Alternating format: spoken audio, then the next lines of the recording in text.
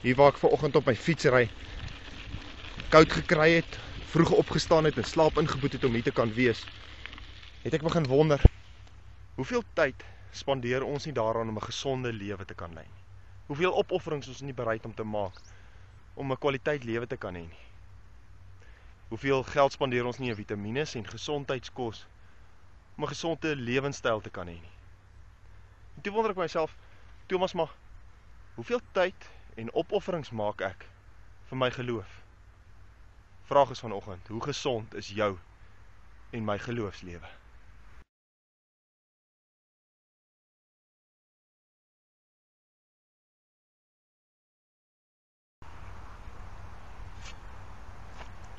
Daar is 'n gedeelte in die Bybel in 1 Timoteus 4.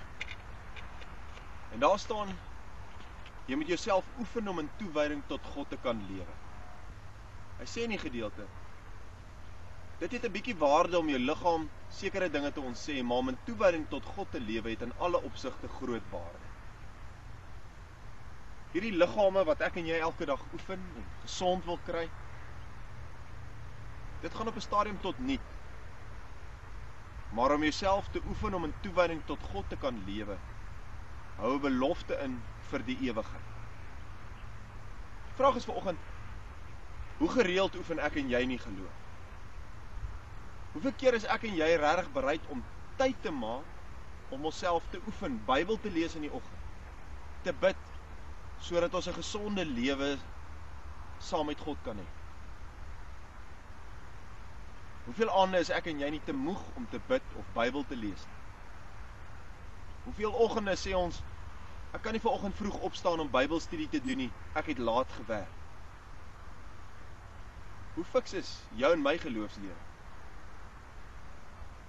Mag jy jouself voed met die gesonde woorde van die Bybel, van God se skrif, elke dag, sodat jy gesonde verhouding met hom kan hê.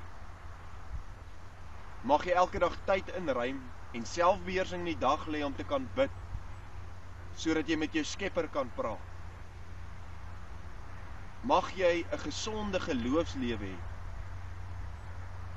Mag jy fiks word in die geloof, sodat as teëspoed, hartseer of enige probleme van die wêreld op jou pad kom, jy die krag sal hê en sterk sal wees om dit te kan dra in die geloof. Mag jy elke week, elke dag, elke oomblik tyd inruim om saam met God te kan spandeer. Mag jy lekker oefen.